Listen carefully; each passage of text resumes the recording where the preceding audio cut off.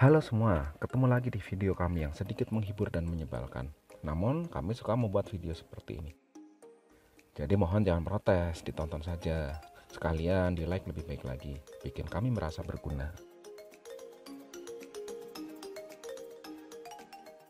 Setelah jalan ke sana kemana dan ke sini, akhirnya editor kami yang selalu kekurangan kopi menemukan sebuah tema menarik. Berawal dari keinginan kami mengisolasi diri dari kehidupan dunia luar yang sangat kejam, kami mencari sebuah pulau yang paling terpencil.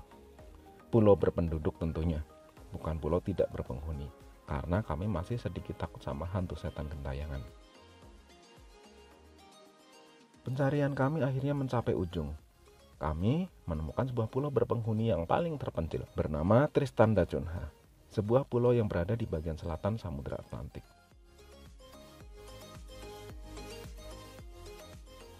Pulau ini sebenarnya adalah sekelompok gunung berapi. Disebut sebagai pulau berpenghuni paling terpencil di dunia karena tetangga terdekatnya yaitu Cape Town hanya berjarak 2187 km.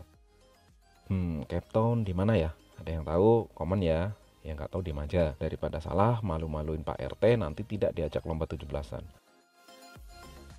Selain Cape Town, Tristan da Cunha juga cukup dekat dengan Saint Helena, yaitu sekitar 2437 km.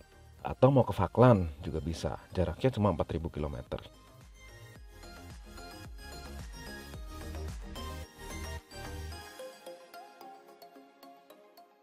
Satu-satunya cara untuk datang dan pergi dari Tristan da Cunha adalah dengan menggunakan kapal laut yang menempuh waktu 6 hari perjalanan dari Cape Town. Jadi kalau kalian tinggal di Tristan da Cunha terus pamit ke nyokap, "Mak, aku mau beli martabak dulu ya di Cape Town."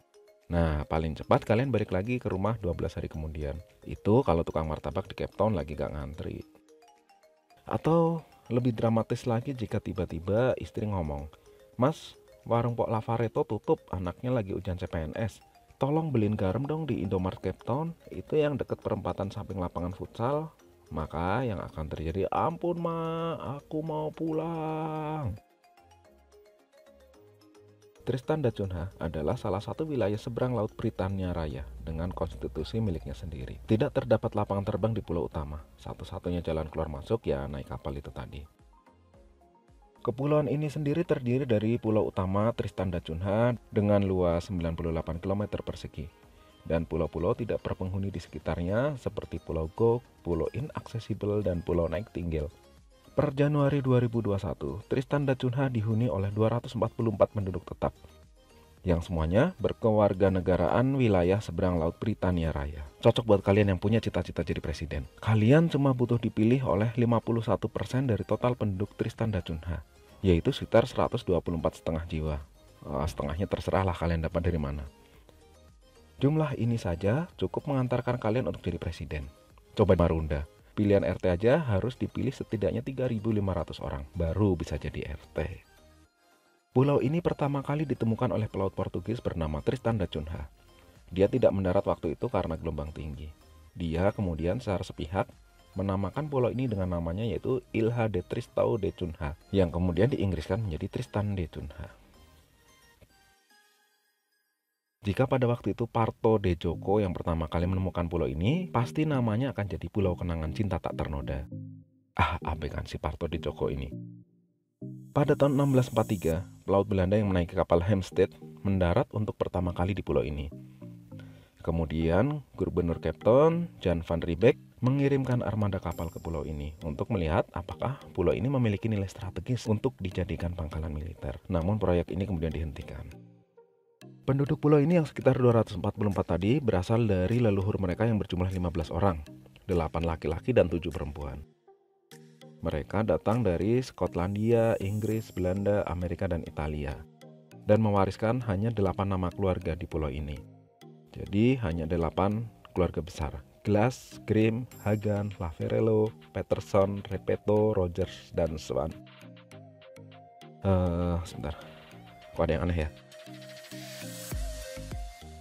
15 orang, 8 laki-laki, 7 perempuan.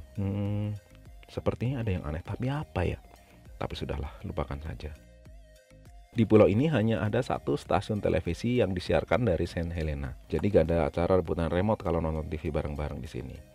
Karena hanya ada 240 orang, jika kalian berkunjung ke sini bisa jadi kalian hanya akan ketemu orang itu saja. Sebenarnya di pulau ini juga ada beberapa fasilitas. Walaupun terpencil, di sana masih ada toko-toko, sekolah, satu supermarket, dan satu orang dokter untuk menunjang kehidupan. Makanannya didominasi makanan laut, tidak ada buah-buahan atau juga sayuran.